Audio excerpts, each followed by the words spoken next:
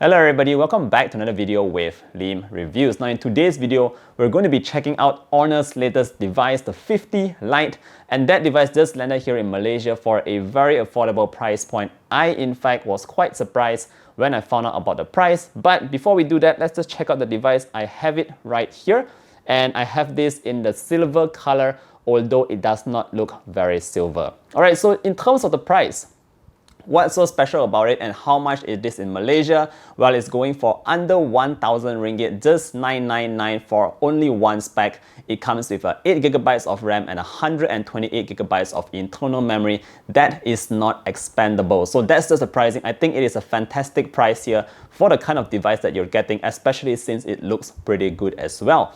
Now that we've done with the price, let's check out the design and all that. Like I mentioned earlier on, it has this silver look and there are other colors like blue and black, but this is the one to get if you're looking to get one of these guys. And yes, if you look at this phone right here, you might notice that it looks very similar to a previous Huawei device. Yep, it is really the same kind of look here, but we do have this circular kind of a frame for the cameras. It has a quad camera setup, and yes, it does capture quite a fair bit of fingerprints on this very mirror-ish kind of finish on the back panel right here. Now, one thing I do have to point out here is that although this device is called the silver, the bezels on the side here, the frame itself, I mean, is actually looking a little bit like purple, so I'm not sure why it looks like purple, but I do think that it's still a very unique look here. At the back, straight up, it looks like aluminum, so I think that looks pretty cool.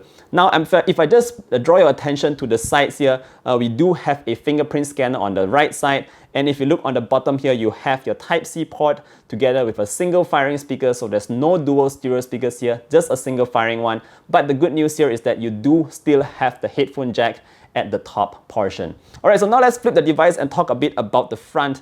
We do have a pretty decent LCD display over here. Now bear in mind that this is quite large, 6.67 inches, LCD running at 1080p. There is no fast refresh rate over here. Everything is just 60 Hz. But in terms of the touch sampling rate, it is the pretty standard 180 Hz. So just an FYI for you guys. What I do like about this panel, and it's the same story when I mentioned in the previous Huawei phone, is that we do have very slim bezels on the side, and I absolutely love that about the Honor 50 Lite. So it looks awesome.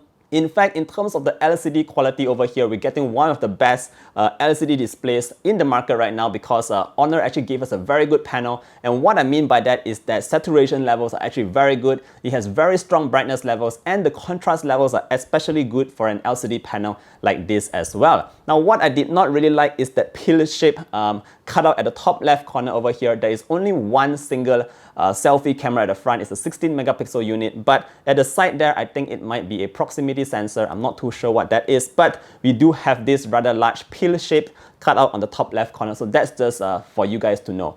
Alright, so now let's move on to the next part and talk a little bit about performance, because performance is very important, and unfortunately, this is where the Honor 50 Lite will not really shine. It's being powered here by a Snapdragon 662, and honestly speaking, in today's standards, it is quite an outdated processor. It is not very powerful, and you can actually feel that through your day-to-day use with this device. Now, the good news here is that this device does support the Google Play Store, so you can download all kinds of your games and applications, your familiar apps directly onto the phone itself, but you cannot expect it to be very high performing. Obviously, since it's under 1,000 ringgit, I believe that the performance that you're getting for your money is somewhat acceptable. Now, I'm going to show you guys a very quick benchmark score so you have a brief idea on how the Snapdragon 662 performs. But other than that, like I mentioned earlier on in the video, we do have 8GB of RAM and 128GB of non-expandable storage. It's the standard UFS 2.2 if I'm not mistaken. So yeah, that's just in terms of the performance. If you're looking for a smartphone that does the basic stuff like browsing the internet, watching your social media, YouTube and all that, this device here actually does the job pretty well. Alright, so moving on to the next point right here, let's talk a bit about the quad camera setup at the back here. So we do have a 64 megapixel main sensor, we also have an 8 megapixel ultra wide, and we have two rather not so useful macro lens and a depth sensor. So let's just ignore those two sensors down there and focus on the main ones. So I'm going to show you a couple of pictures here. Again, it is quite decent performance coming from the Honor 50 Lite. We have good pictures in the day and night, and so far I don't think there's anything to shout about, but there is also nothing too much to complain about the quality from the pictures taken from the Honor 50 Lite. Now, last but not least, let's talk very quickly about the battery that's in the back here.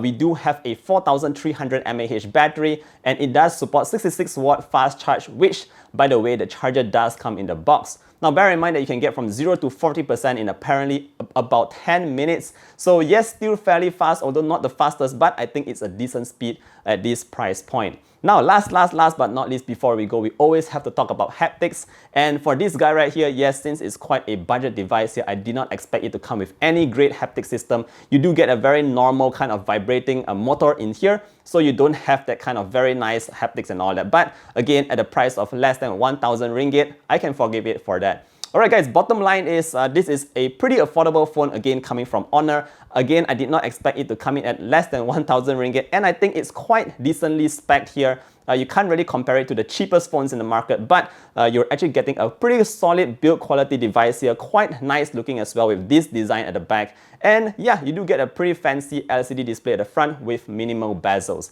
Alright guys, that's it for today's video. If you want to know more about this device here, don't forget to leave a comment down below. Of course, if you do like the video, don't forget to drop a like, sub to the channel to see more content like this, and I definitely hope to see all of you guys in the next one. Stay safe everybody. Bye!